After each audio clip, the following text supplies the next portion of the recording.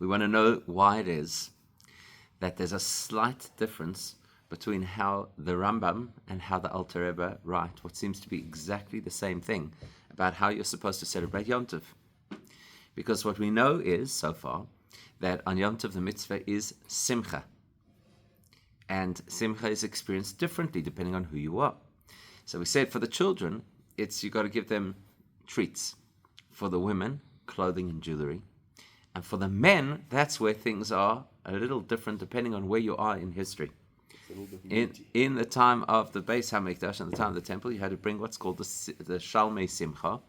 You had to bring the special Shlomim offering, and then you had to eat the meat of that sacrifice. And nowadays, in the absence of that sacrifice, the main Simcha is wine. But there's still a mitzvah to eat meat. So you're still supposed to have meat on Yom Tov, but the main obligation in order to have Simcha is to drink wine.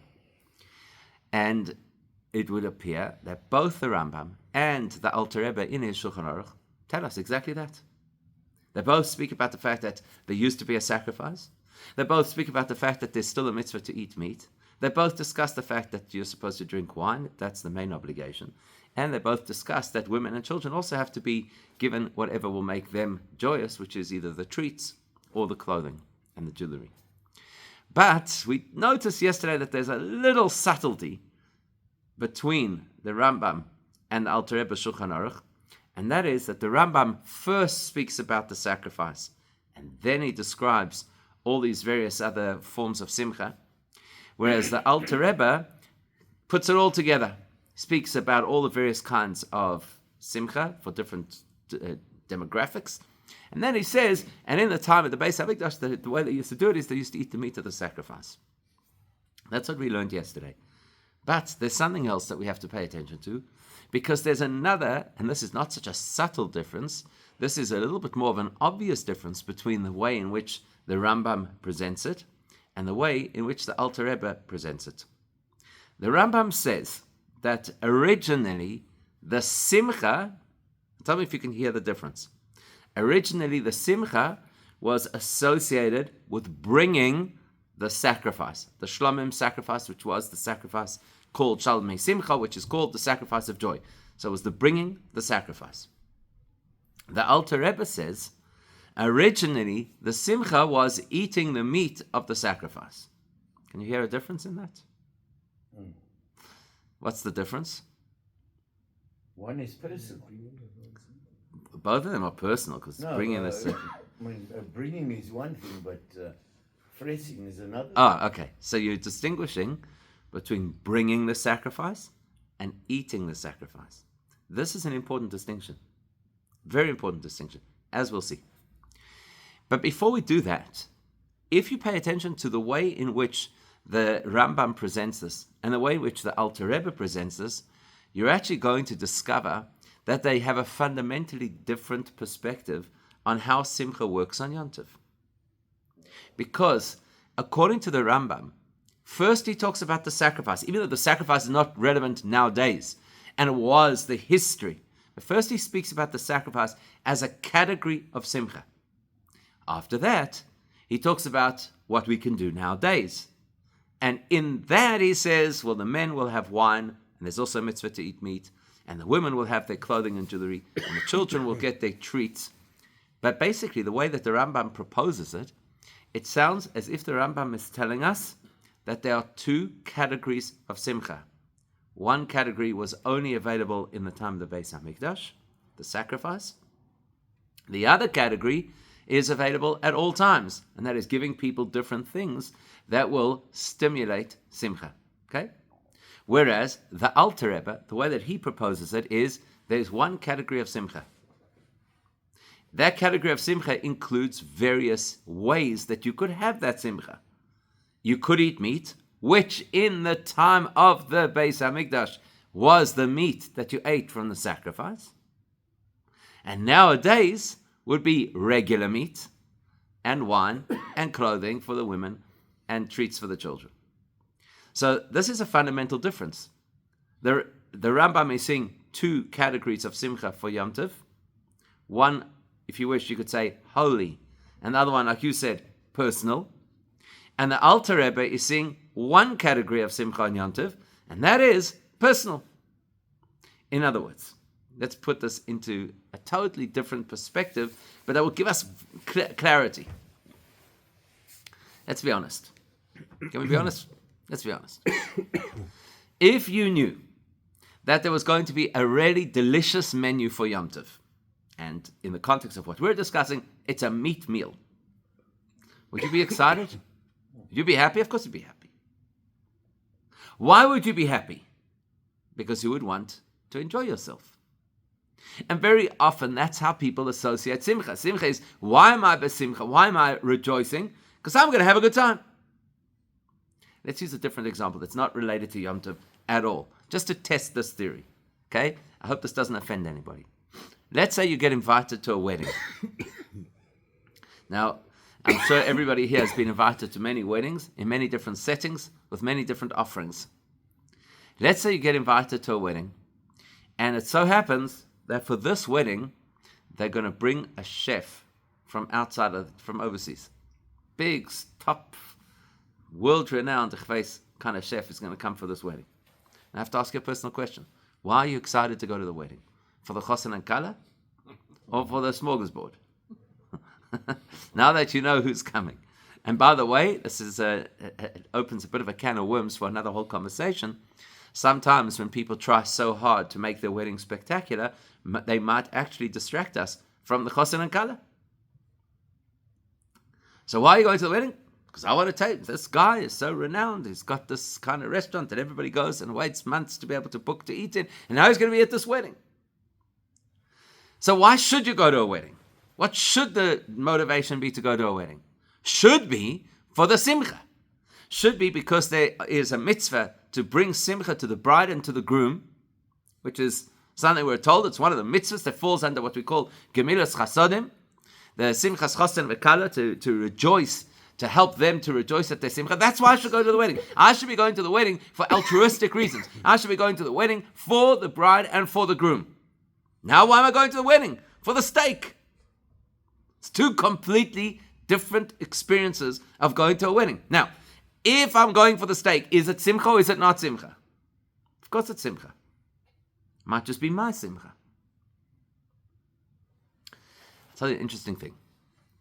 When it comes to Yom Tov, the Rambam has a very interesting section where he talks about how Yom Tov is supposed to work. So he says it's a mitzvah to have simcha on Yom Tov. We know that because as we've seen, there are various verses that tell us that Yom Tov is a time for simcha. We say it in the Kiddush, right? It's a time for rejoicing. The Rambam tells us how you're supposed to have simcha, as we've already described. In the time of the temple, you had the sacrifice. Nowadays, you have wine. You have a mitzvah also to eat meat, clothing, etc. But then the Rambam says this. When a person eats and celebrates on Yom Tov, you have to ensure that your home is also open to the vulnerable members of society. And he identifies 3 types of vulnerable members. The convert, which if you think about it is really practical because it's quite likely that they don't have family to go to for Yom Tov. So you should invite them. The widows, who generally are a protected class in Judaism, and obviously a widow can be a very vulnerable person. And the orphans, same reason. And then the Rambam says, you have to make sure that you have those people at your table.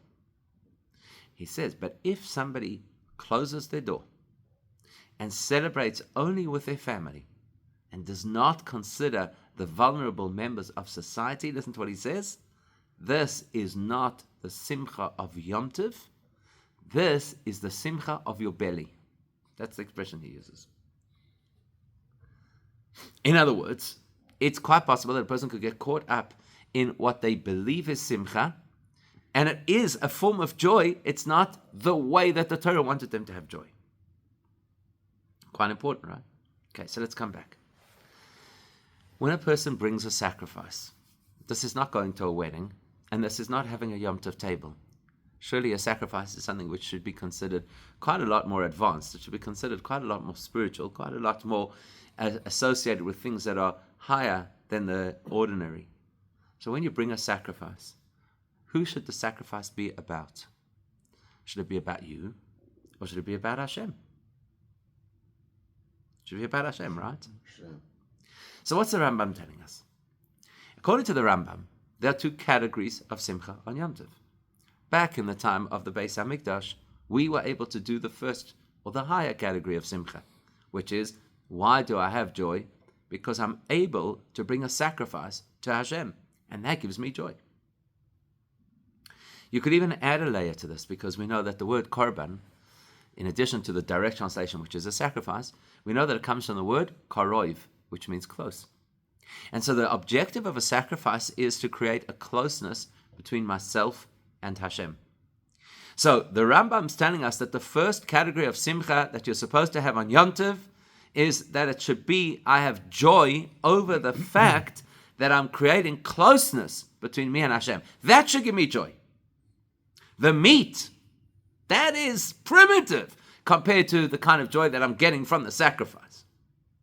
So in the Rambam's view, the ideal form of simcha on Yom Tov should be a spiritual simcha. It should be a simcha, should be a simcha that is generated by the opportunity to connect to Hashem. Now that would be obviously a very mature version of simcha. Then he says, in addition to that, there's a different category of simcha. There's another kind of simcha. That's the simcha of making yourself actually feel happy with things that you could relate to. Like a nice glass of wine, or a piece of jewelry, or some treats for the kids. That's something that you could feel joy over. So that's why the Rambam is dividing them into two categories, two different kinds of simcha. What's intriguing then is, how come the Alter Rebbe does not draw that distinction? It's intriguing that the Alter Rebbe puts them all into one category, because when the Alter Rebbe speaks about how it used to be in the time of the Beis HaMikdash, he doesn't say what the Rambam says, that there was a mitzvah to bring the sacrifice, and that was the simcha. Rather, he says there was simcha from eating the meat of the sacrifice. It's almost as if the Alter Rebbe is taking something which is so powerful and so spiritual and so elevated and almost reducing it into a human experience. You're eating the meat of a sacrifice, therefore you have simcha. It sounds almost insulting. Can you imagine? The only reason you have simcha, we took you to the temple, we gave you access to Hashem, we invited you to bring a sacrifice. And why do you have simcha? Because you're getting a nice steak out of that sacrifice. Sounds like sounds a little demeaning. So we've got to understand, now we are no longer talking about some subtle difference between the order in which each of these two sources discusses pretty much the same set of laws. Now we're seeing that there's a fundamental, and as we'll see, an ideological difference between the two opinions about how you're supposed to celebrate Yom Tov. Because the Rambam, it seems, is insisting that your celebration of Yom Tov has to be spiritual, and in the absence of that spirituality, there are alternatives. Or, if you wish, you could even say, in addition to the spirituality, there are alternatives. In other words, from the Rambam's perspective, you would bring your sacrifice on one of the days of Yom Tov. And maybe you'd have some meat of that sacrifice for the second day, because a Shlomim sacrifice you could eat over 2 days. But for the rest of Yom Tov, you'd still be eating your own meat. So in the Rambam's view, even in the eating of meat, forget the other categories of simcha, just even in the eating of meat, there are two types of simcha. There's the simcha of the sacrifice, and there's the simcha of personal consumption of meat.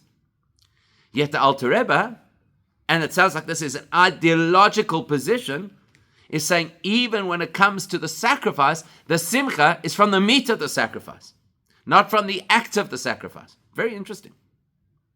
It's especially interesting because you would expect that the Alter Rebbe, as the founder of the Chabad Hasidic philosophy, you would expect him to be more inclined to be talking about having simcha from spiritual things.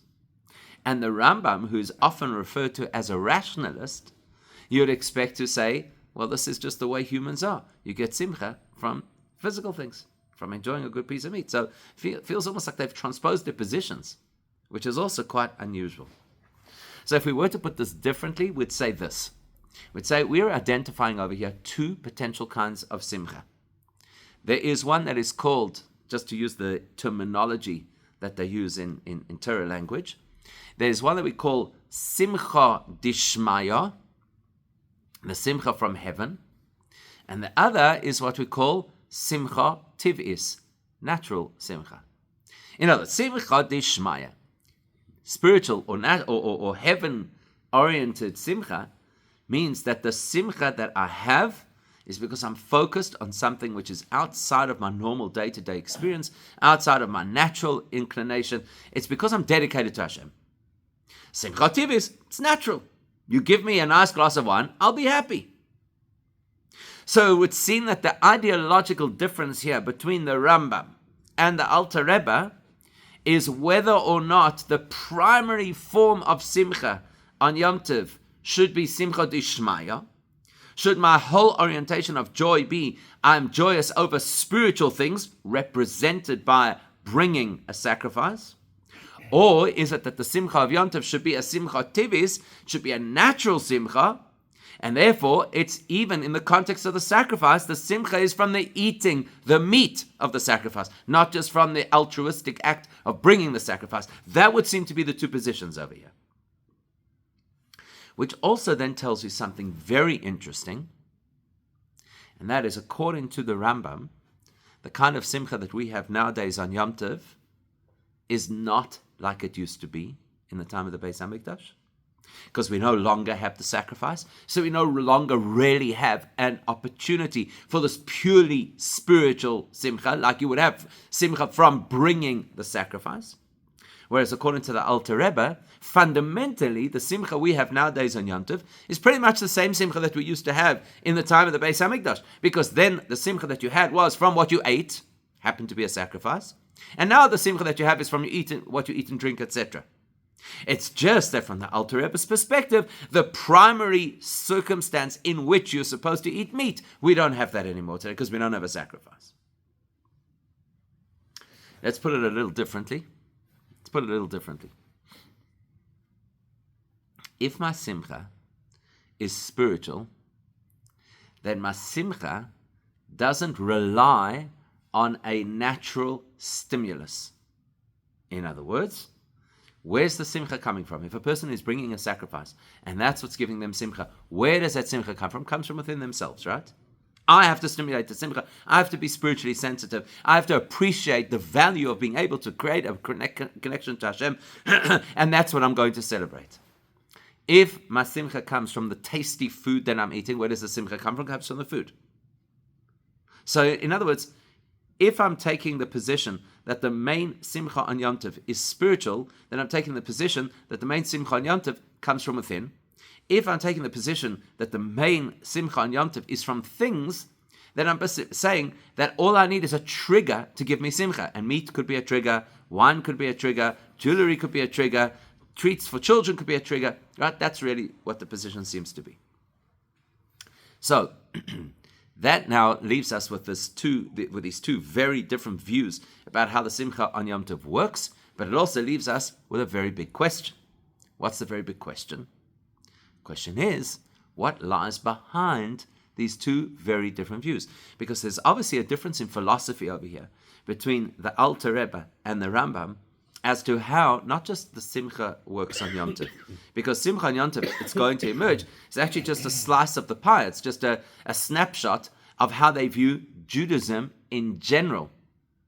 Because effectively what it sounds like over here is that the Rambam is saying a very key part of Judaism, Yom Tov, and more specifically the joy of Yom Tov, has to have a strong spiritual anchor, whereas the Alter Rebbe is saying that a very core part of Judaism, the Simcha on Yom Tov, has to have a physical anchor. Now that's very strange, right? That implies that they have two very different views on how Judaism works, from top to bottom, from start to finish. And it's that deep philosophical difference in terms of how Judaism works that's going to be even more fascinating than just the detail of whether your Simcha comes from a spiritual exercise, bringing a sacrifice, or whether your Simcha comes from a physical experience, eating the meat of that sacrifice. So that's what we have to unpack. Next is what's their big philosophical / ideological difference in terms of how the whole of Judaism works. But we'll have to leave that for Friday.